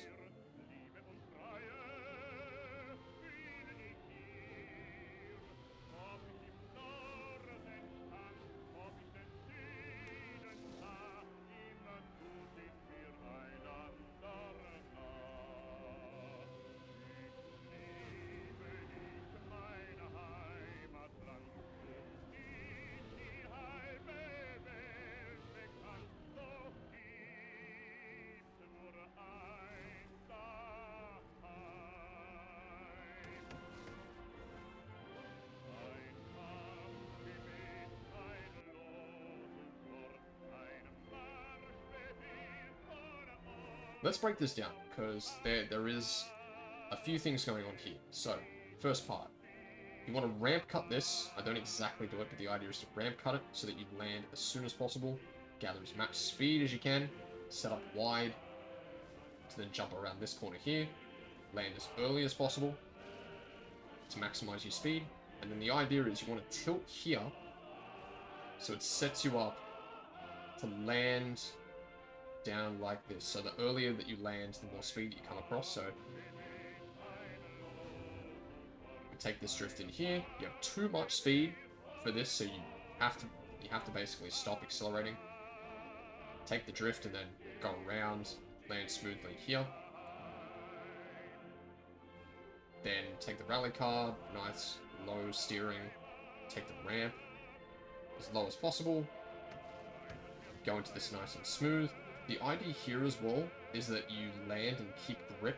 I don't exactly do that, so I use a little bit of speed. Take a low wall ride to land as soon as possible. We do our wiggling across the penalty to reduce the grip that we have on the penalty so we're losing less speed. And then you should go off like Maniac does, as you can see, like he kind of goes off the pipe there to the side. And it just means that you get into the finish quicker. I just take it a bit safe and go straight over to get into the finish so that I can beat champ time. Yeah, a lot going on. Another really unique map, really interesting. It is pretty difficult. This one did take a fair bit of time, but it was also a pretty fun map overall. Not really too much to say besides that. Now we'll move on to map 24. So taking a look at map 24, this is another mixed map where we see a use of basically every surface in the game in this one. You know, it's got wood, road, bit of bobsleigh, bit of grass, a bit of dirt, yeah, and even a bit of penalty as well. Like it's kind of got a mix of everything, and there's not really too much to say about this particular track. We'll take a look at the comparison. This one, I do beat the champ by just over half a tenth, and then Limpan has like another second basically on me almost.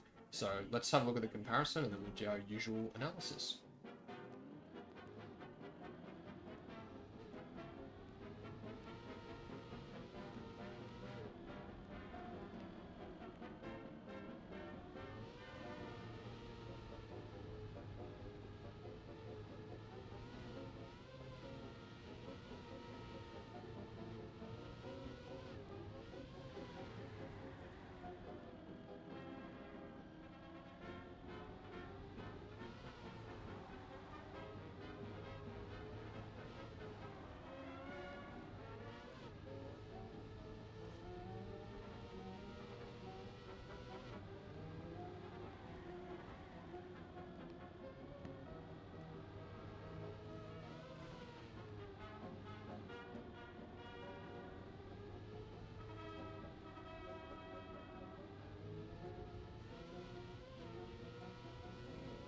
So that was the map. Let's break it down, as we usually do.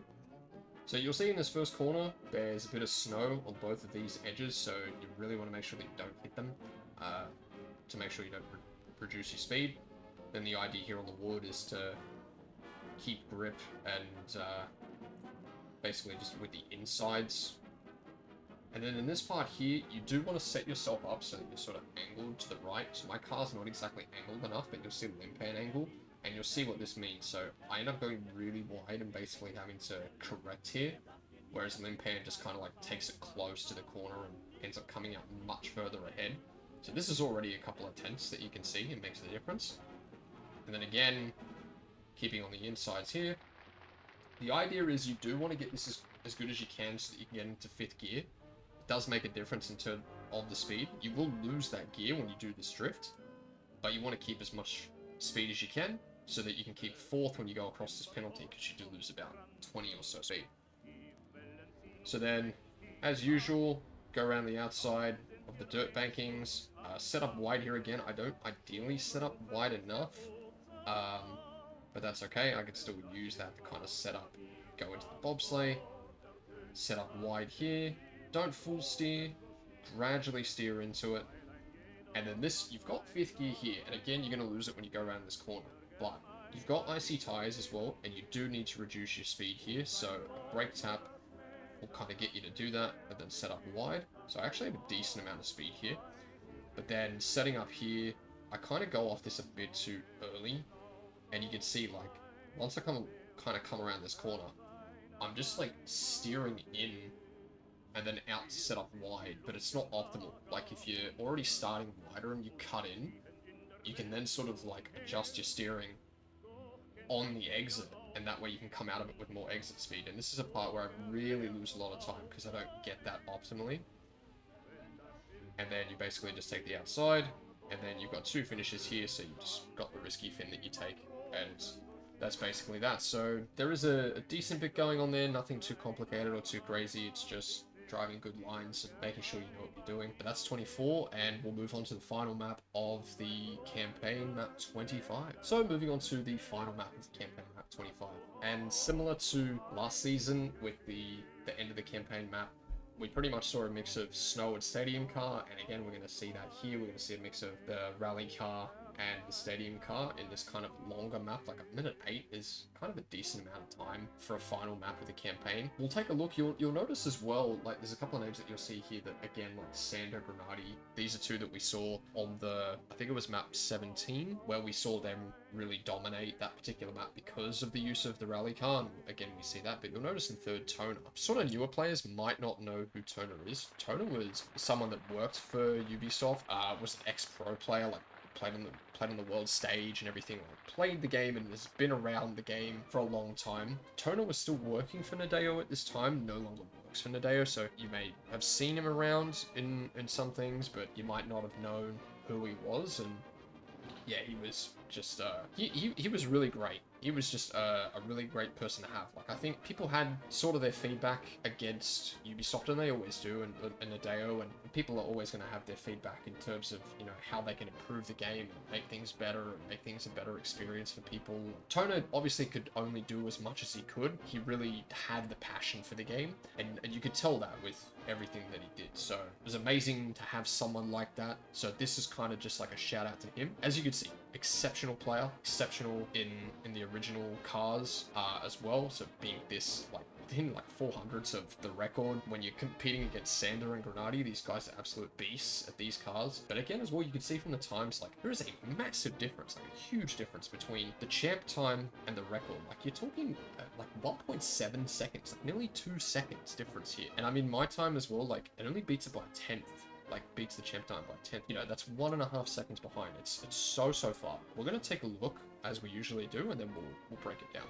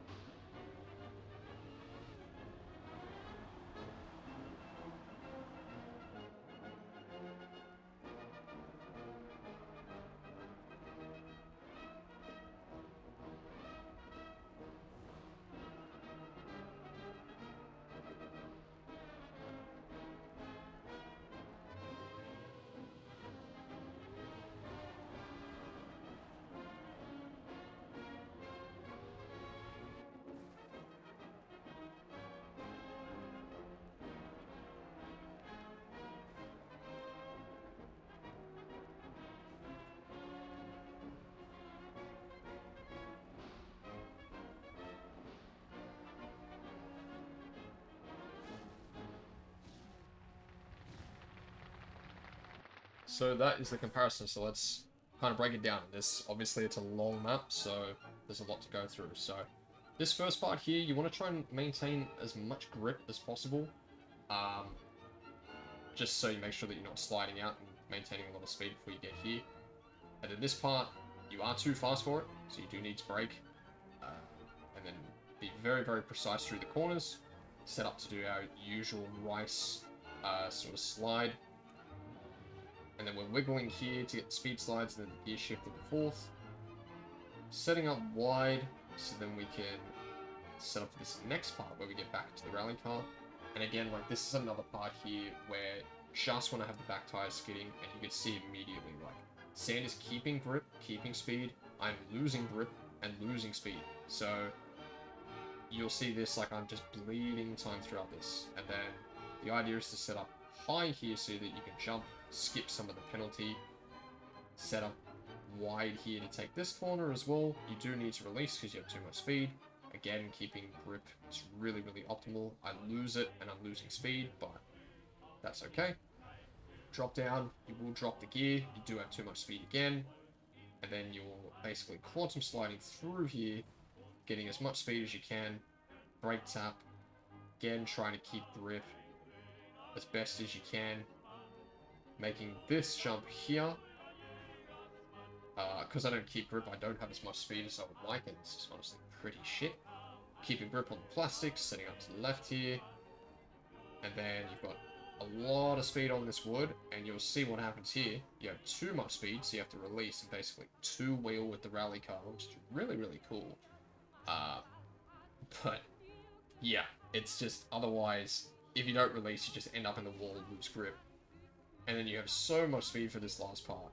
Like, I'm only steering about, like, 20%, 10%.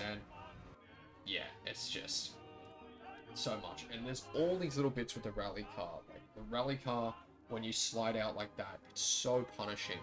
You know, like, you're losing 20 speed, and it adds up. It adds up over the course of it, and you can see, like, little bits like that, they really just bleed time. It's a technical track as it is, like, especially when you're using the rally blocks, and you've got the stadium car, it's very tight, so you've obviously got to get those parts right. There's so many other parts to it, and the rally car is such a difficult car, even as a smooth steerer. Like, I don't tap steer, I smooth steer. There's only a limited range that you can use with the rally car.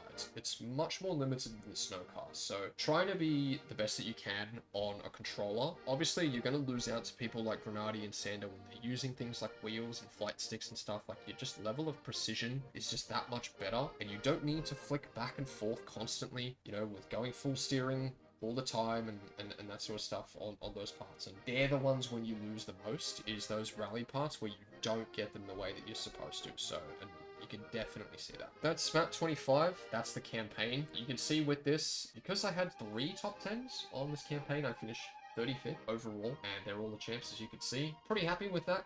All things considered, this was, as I said, the first season that I had the rally car, any sort of experience with it. I hadn't played it in previous games, so for me to do as well as I did with those rally maps, they were pretty forgiving, the champ times, so there was a lot of room for the times that I got in some of them, and especially as you can see in the last track, like, it's just, you're talking over a second and a half between the record and champ time, so there's a lot of room there. Clearly, there's a lot of people that are in the same boat as me, and that is to be expected. There's probably still not a lot of people that would have played the game 20 odd years ago that are still playing today. The levels of skill and everything has changed so much, and it's kind of to be expected. Overall, pretty happy with that. That will basically wrap up the Spring 2024 campaign. The next campaign we'll take a look at will be the Summer 2024 campaign. That's the campaign that introduces the desert car. We'll get to that when we get to that. Hopefully you guys enjoyed this one. If you could, please leave a like and subscribe to my channel. That'll be great. And make sure you leave notifications on as well, so you know when the next video